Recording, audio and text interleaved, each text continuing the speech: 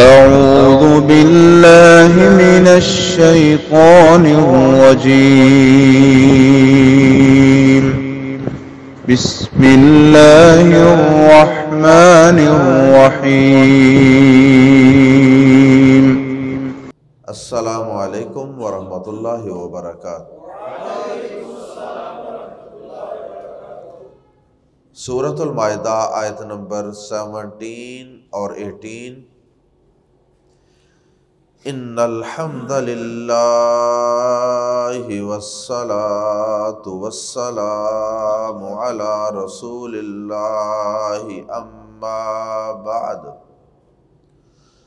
اعوذ باللہ السمیع العلیم من الشیطان الرجیم من ہمزہ ونفخہ ونفثہ۔ لقد کفر الذین قالوا ان اللہ هو المسیح ابن مریم قل فمن يملك من الله شيئا إن أراد أن يهلك المسيح ابن مريم وأمه ومن في الأرض جميعا ولله ملك السماوات والأرض وما بينهما يخلق ما يشاء والله على كل شيء قدير۔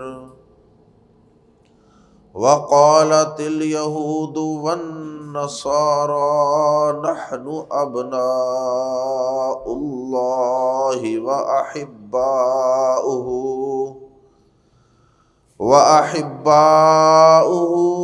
قل فلم يعذبكم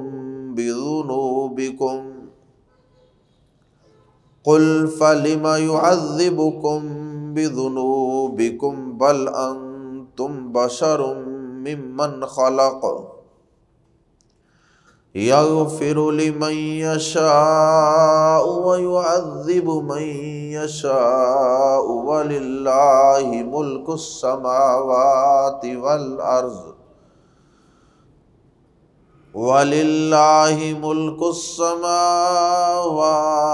والأرض وما بينهما وإليه المصير۔ گزشتہ آیات میں یہود و نصارہ کو پیغمبر آخر الزمان جناب محمد الرسول اللہ صلی اللہ علیہ وسلم پر اور آپ پہ نازل ہونے والی کتاب قرآن مجید پر ایمان لانے کی تلقین کی گئی۔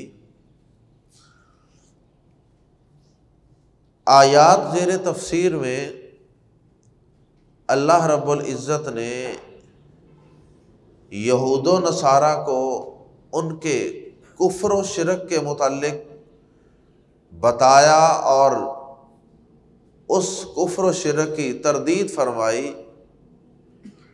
ان کے گندے اور شرکیہ عقائد کی مذمت فرمائی۔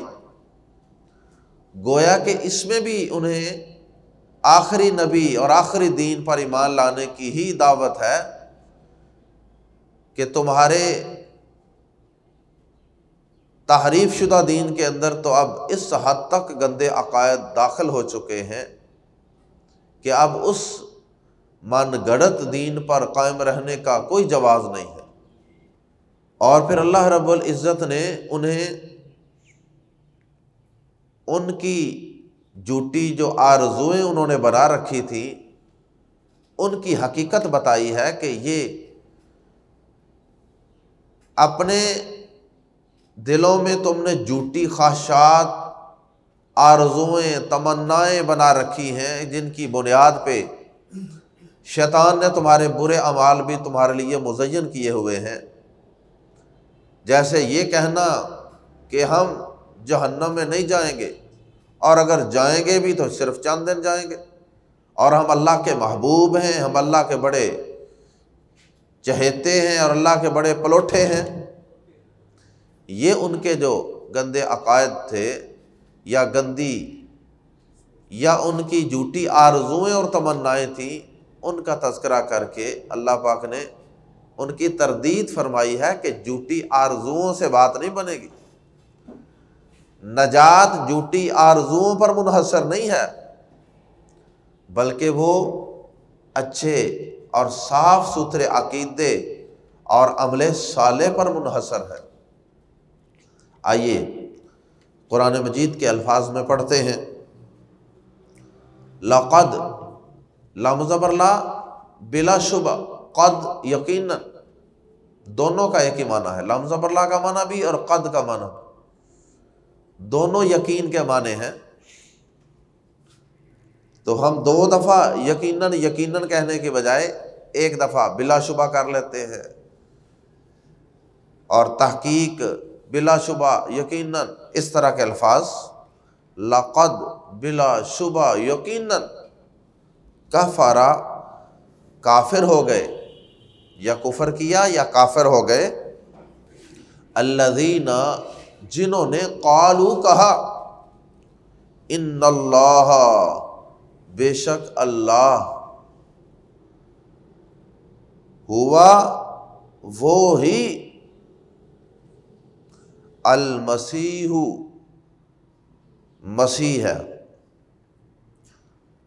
سادہ جملہ یوں تھا، ان اللہ مسیح، بے شک اللہ مسیح ہے، نعوذ باللہ من ذالک، مسیح یہ حضرت عیسیٰ علیہ السلام کا لقب ہے۔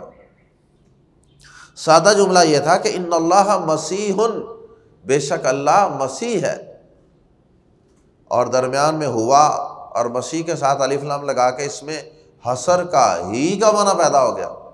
ان اللہ هو المسیح، بے شک اللہ ہی مسیح ہے، یا ترجمہ کر سکتے ہیں بے شک اللہ مسیح ہی تو ہے، یعنی اللہ اور مسیح میں نعوذ باللہ کوئی فرق نہیں۔ تو اللہ پاک فرماتے ہیں لقد کفر الذین قالوا ان اللہ هو المسیح، بلا شبہ یقیناً وہ لوگ کافر ہو گئے جنہوں نے کہا کہ بے شک اللہ مسیح ہی تو ہے، اور آگے مسیح کی کچھ وضاحت فرما دی، ابن مریم، جو مریم کا بیٹا ہے۔ بلا شبہ یقیناً وہ لوگ کافر ہو گئے جنہوں نے کہا کہ بے شک اللہ مسیح ہی تو ہے جو مریم کا بیٹا ہے، یا ترجمہ یوں کر سکتے ہیں کہ مریم کا بیٹا مسیح اللہ ہی تو ہے، نعوذ باللہ من ذالک، استغفر اللہ۔ اور یہ عقیدہ شروع میں عیسائیوں کا ایک فرقہ تھا، فرقہ یعقوبیہ، یہ صرف اس کا عقیدہ تھا، لیکن بعد میں آہستہ آہستہ روشن خیالی اور جدت کے نام پہ یہ عیسائی آہستہ آہستہ اپنے دین سے دور ہوتے چلے گئے، اور انہوں نے اللہ پاک کے نازل کردہ دین کو بدل کر رکھ دی، اور اب موجودہ عیسائیت جتنے بھی اس کے اندر فرقے ہیں، سب کے سب کسی نہ کسی انداز سے شرک کے اندر مبتلا،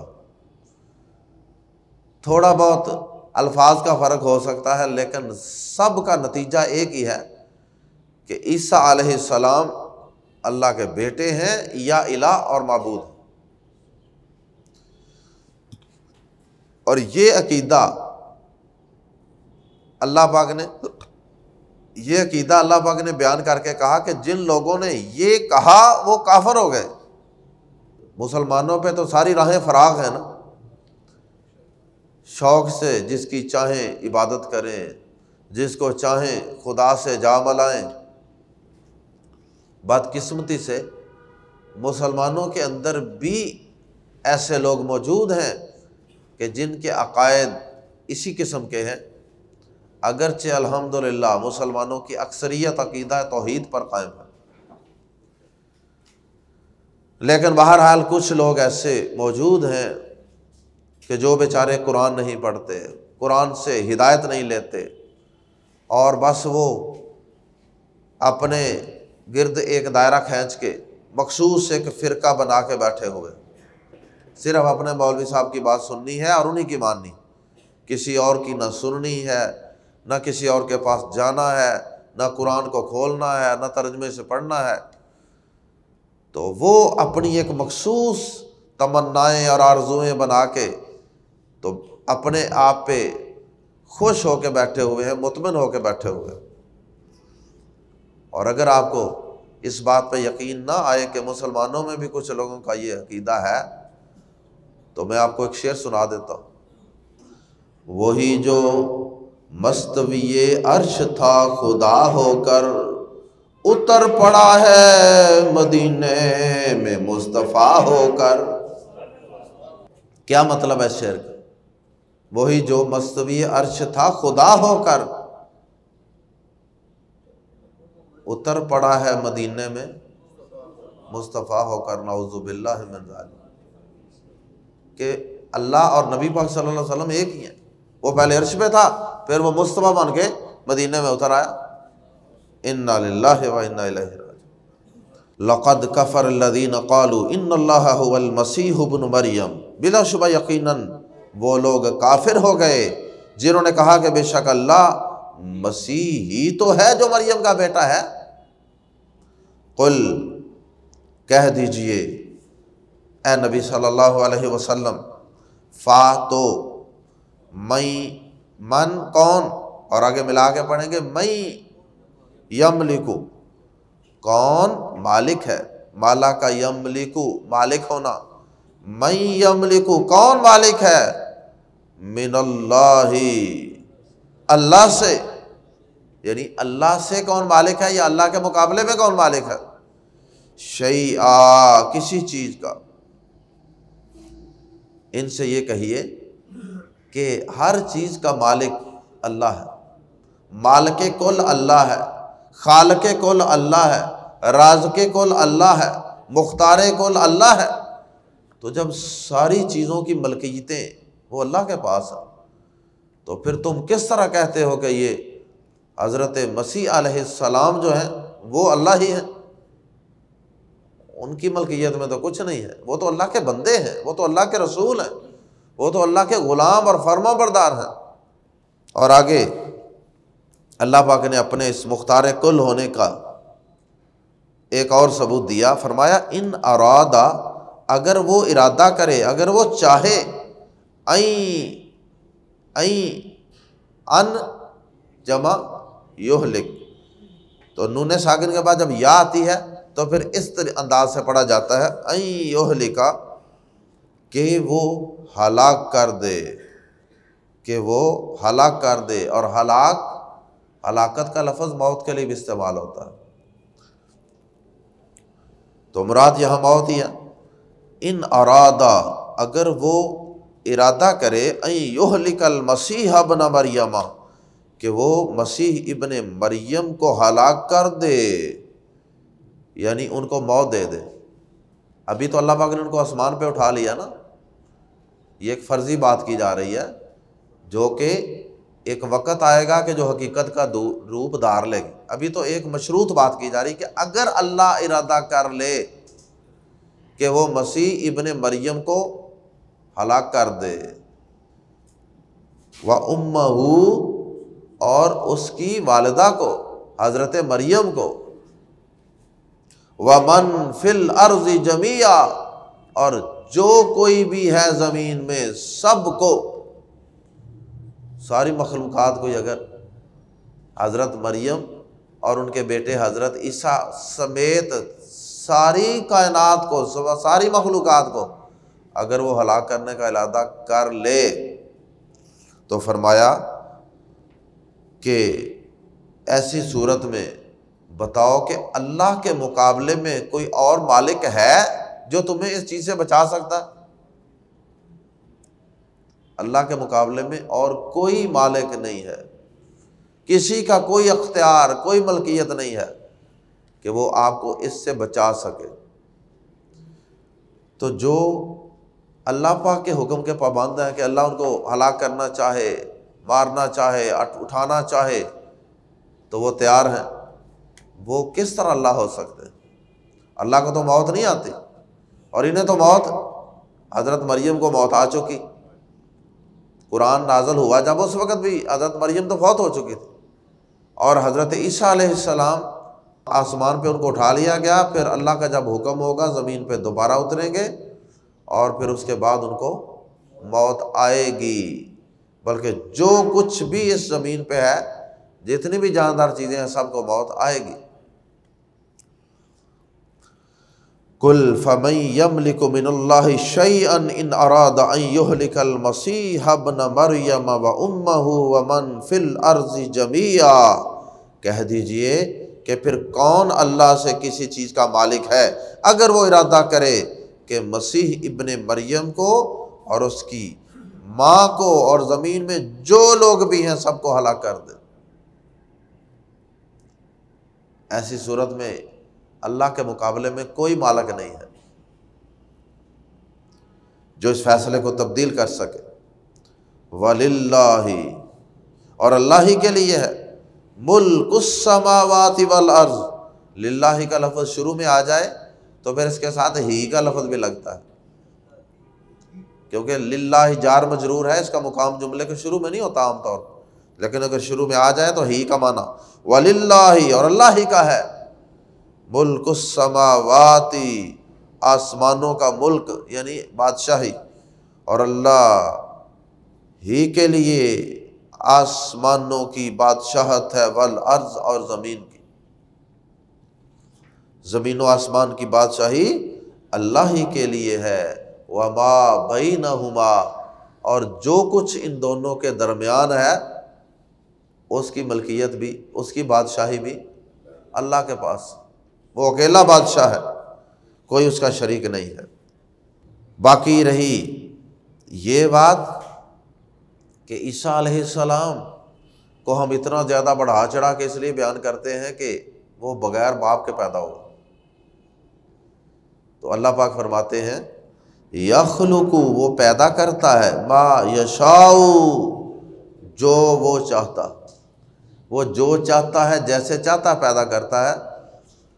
تو کسی کو اس نے بغیر ماں باپ کے پیدا کر دیا جیسے آدم علیہ السلام ہے، تو پھر تمہارے اس کلیے قاعدے کے مطابق تو پھر ان کو تو پھر عیسیٰ علیہ السلام سے بھی بڑا الہ ہونا چاہیے، تو ایسی بات نہیں ہے، یہ اللہ کی مرضی ہے کہ وہ جس کو جیسے چاہے پیدا کرے، وہ تو اپنی قدرتیں دکھاتا ہے کہ میں ماں باپ کے ذریعے پیدا کرنے کا محتاج نہیں ہوں، بغیر ماں باپ کے بھی پیدا کر سکتا ہوں، بغیر باپ کے بھی پیدا کر سکتا ہوں، بغیر ماں کے بھی پیدا کر سکتا ہوں۔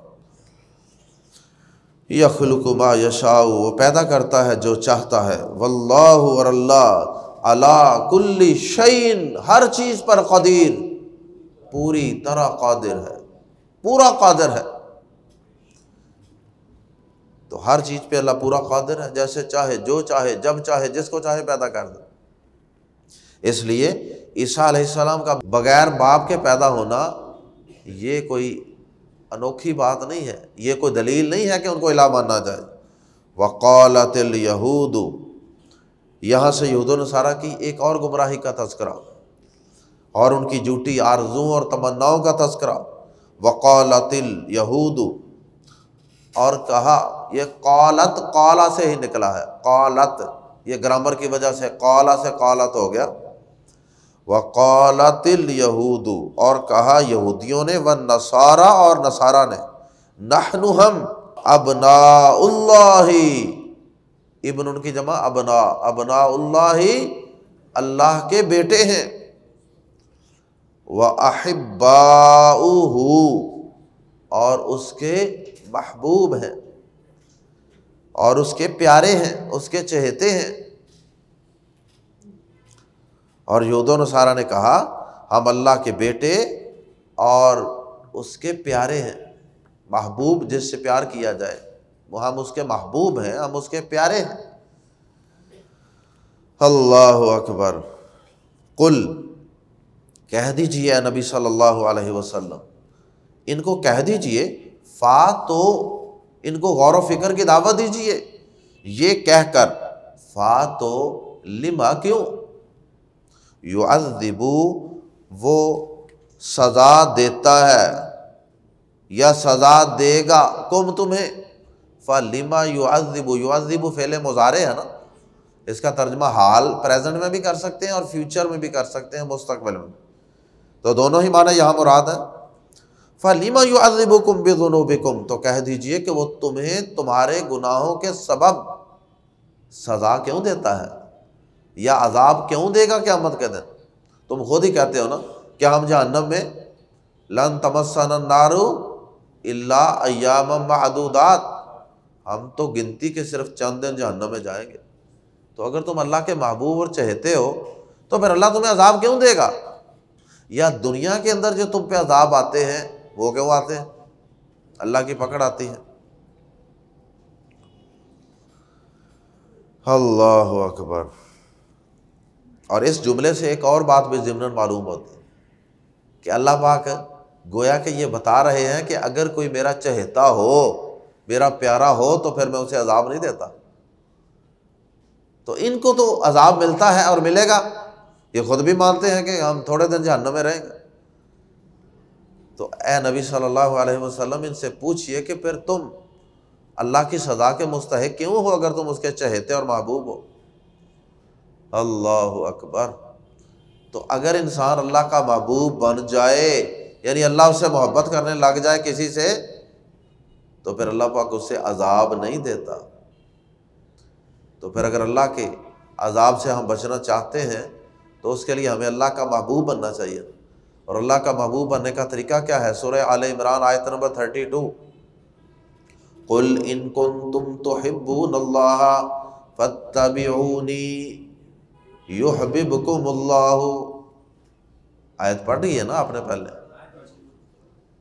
کہ اگر تمہیں اللہ سے محبت ہے تو میرے نبی صلی اللہ علیہ وسلم کی پیروی کرو۔ نبی صلی اللہ علیہ وسلم کی پیروی کریں گے تو پھر اس کے نتیجے میں اللہ پاک کے ہم بھی محبوب بن جائیں گے، اور پھر اللہ کے عذاب اور اس کی سزاؤں سے بھی بچ جائیں گے انشاءاللہ۔ اللہ ہمیں نبی صلی اللہ علیہ وسلم کی اطاعت کرنے کی توفیق عطا فرمائے۔ بلکہ انتم بشر، بلکہ تم تو بشر ہو، تم تو ایک بشر ہو، من جمع من، ممن اس میں سے جو، یا جسے خالق اس نے پیدا کیا، یعنی اس مخلوق میں سے تم ایک بشر ہو، ایک انسان ہو، بس تمہاری کوئی خاص فضیلت، کوئی تمہارا خاص سٹیٹس مقام نہیں ہے کہ صرف یہودی ہونے کی وجہ سے یا عیسائی ہونے کی وجہ سے تمہیں کوئی خاص سٹیٹس، کوئی پروٹوکول مل گیا ہے، ایسا نہیں ہے۔ اللہ کے ہاں معیار عمل کا ہے، عمل کا۔ نبی صلی اللہ علیہ وسلم نے فرمایا نا، من بطأ بہ عملہ لم یسرع بہ نسبہ، صحیح مسلم۔ فرمایا کہ جس شخص کا عمل اسے پیچھے پھینک دے گا، اس کا نسب، سٹیٹس، مقام، ذات، مقام، یہ کوئی بھی چیز اس کو آگے نہیں کر سکے۔ تو اصل چیز عمل ہے، یہودی ہونا، عیسائی ہونا، یا کسی خاص قبیلے سے تعلق ہونا، یا کسی خاص ذات سے تعلق ہونا، اس کی اللہ کے ہاں کوئی قدر و منزلت نہیں ہے۔ یغفر، وہ معاف کر دیتا ہے، لمن یشاء، جسے وہ چاہتا ہے، ویعذب، اور وہ عذاب دیتا ہے، من یشاء، جسے وہ چاہتا ہے۔